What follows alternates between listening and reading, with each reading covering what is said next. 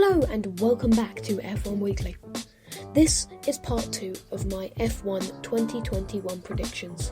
If you haven't listened to the previous episode, then it will be linked in the description. Thank you once again to the Tomo F1 YouTube channel for giving me this idea. The link to his channel will be in the description. Make sure to like, comment, follow or subscribe if you would like to see more of my content. And once again, if you want to listen to me on different streaming services, then the links to all of them will be in the description. Now let's get in to episode 6.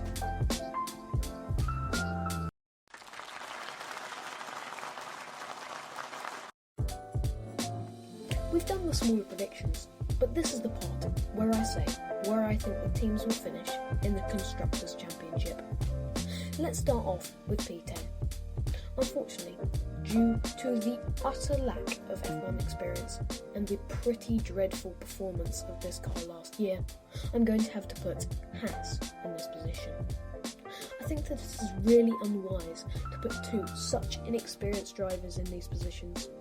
Furthermore, Nikita Mazepin is not exactly the pick of the bunch in F2, with much better drivers ready to make a storm in F1. With a struggling car and unproven drivers, this year could be a horrendous one for Haas. In P9, I'm going to put Williams.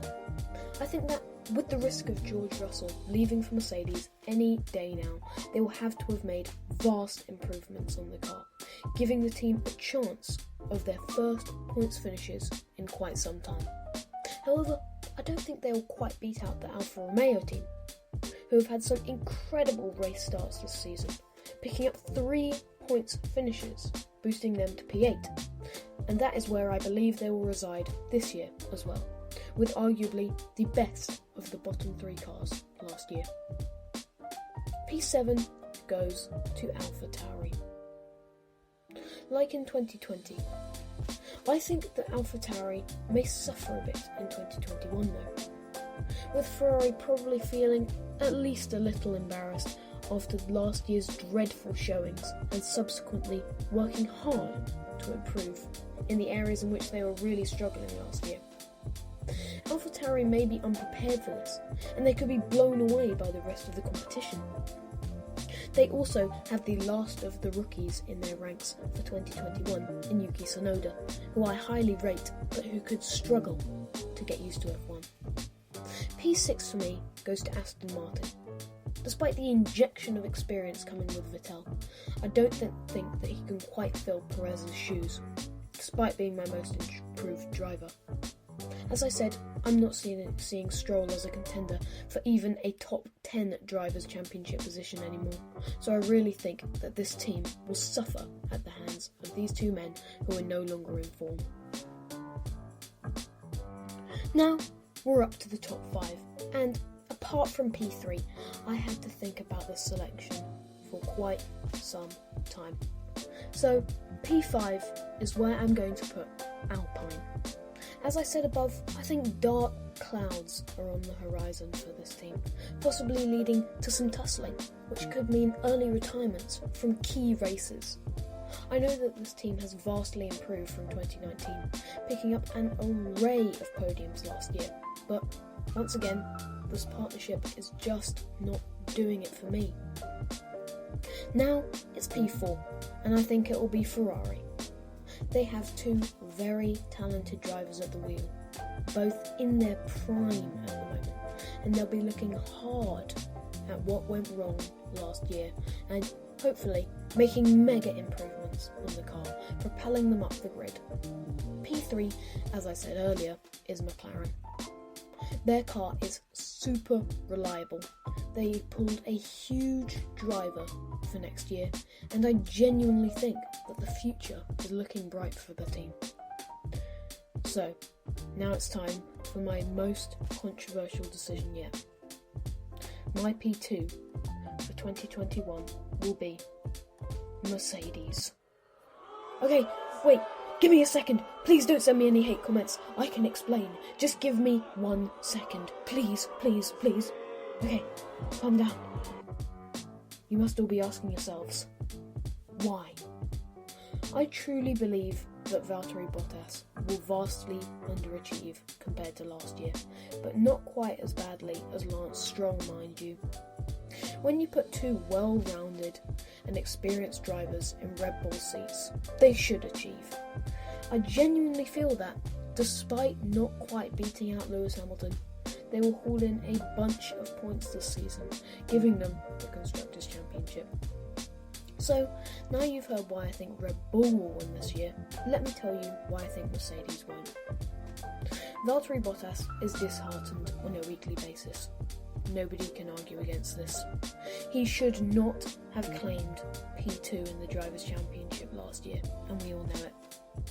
He has been put in Mercedes at exactly the wrong time, and it is detrimental to his performance. He is a great driver, but some great drivers have to live with Lewis Hamiltons on their back every day.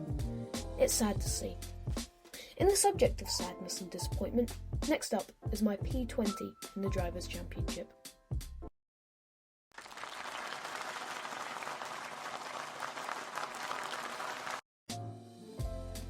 We've done the Constructors' Championship, so now we'll move on to the Drivers' Championship. From P20 to P11, I'll give a brief explanation on why they're there, then I'll go into more detail in the top 10. So let's start with P20, and there is no real surprise when I say that I'm putting Nikita Mazepin here. To be brutally honest, he is nowhere near ready for Formula 1. You could have chosen anyone in F2, and you went for Nikita Mazepin. Really, Haas? Really? Anyway, before I go on a long Mazepin rant, let's move on to P19, and Latifi goes here. Once again, I don't think that he is the best driver that Williams could have persuaded to join. His rookie year was not exactly great, and to be honest, I'm a bit disappointed. He showed quite a lot of promise in F2, and he did not impress. I'm not confident in the length of his stay in F1 because of this exact point. P18 is Mick Schumacher. Despite the Haas car being one of the worst F1 cars of all time, I think that the next in the Schumacher line has the talent to pull through with at least 1 point next season, despite his inexperience. The Alfa Romeo duo come next, with Raikkonen at P17 and Giovinazzi at P16. Like Vettel, I think that Kimi may be slightly past his time. Giovinazzi definitely had more pace than the Finn last year, meaning that I think that he could have at least 2 points finishes before the end of the season. Despite some good race starts for Kimi, I'm not sure if he can rekindle his incredible old form, especially in an Alfa Romeo.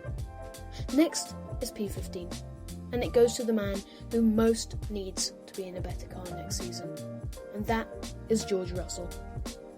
I think that he'll be pushing for points though, trying to get himself another chance in the coveted Mercedes car.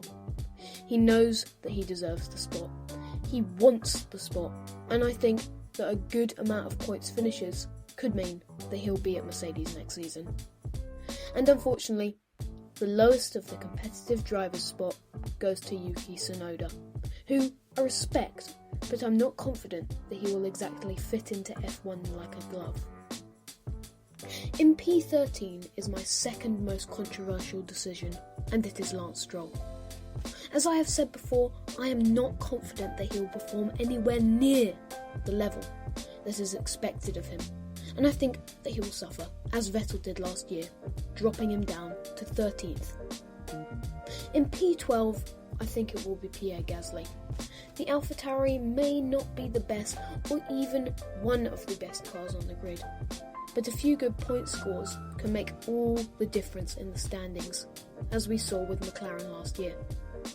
Now we're up to P11, and I'm saying that the Alpine pairing will make up the 11th and 10th spots.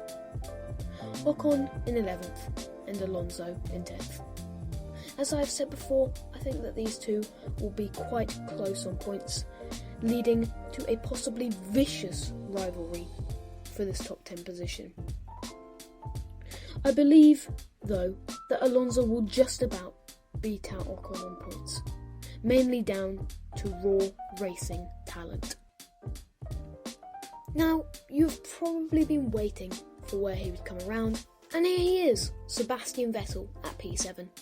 Once again, I really think that he's going to improve this year, and if you put in the work, you reap the rewards.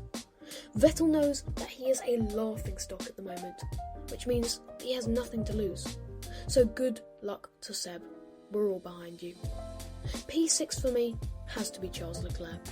He's definitely one of the most talented drivers on the grid, and he knows that Ferrari car well, despite how dreadful it was last year. I think that he would be really good in a more competitive car, like a Red Bull, but that 4-year Ferrari contract may be a thorn in his side. I think that he can achieve in the Ferrari, but only as far as any other world-class driver could. So a top 6 place for Charles. I really want him and his team to surprise us, but I'm once again not confident in this.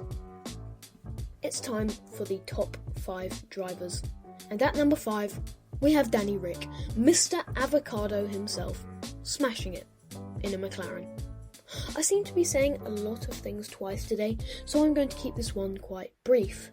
Daniel is a wizard behind the wheel, and the McLaren is the perfect car for him. And for my third most controversial decision of this episode, Bottas is P4. I've already gone into quite a lot of detail on why I think this will be earlier, so listen to the end of the previous prediction again if you want the long-winded explanation as to why I think this is. But, simply put, he's probably quite a sad man when the weekend rolls around and he thinks of the prospect of Lewis Hamilton taking the W once again. I wouldn't be happy, would you? Now, it's the top 3. The biggest and the best Formula 1 drivers of 2021, whose names will be written down in the history books. We all know that at least 2 of these drivers have already been taken down quite a few times. But anyway, at P3 is Sergio Perez. I feel that Sergio will have a really good season with Max, the two probably finding themselves on the podium together more often than not. However, I'm pretty confident that Max will take second by a few points, maybe not as many as you may predict. And of course, for the 8th time, it is Lewis Hamilton, who I am almost certain will win the championship this year. No explanation needed, is there?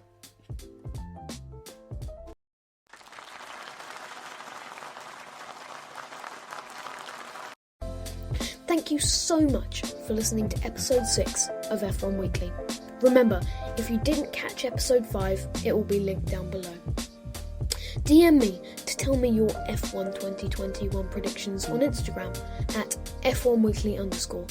That's at F1Weekly_. Remember, there are no capital letters in the username. And I'll see you next time.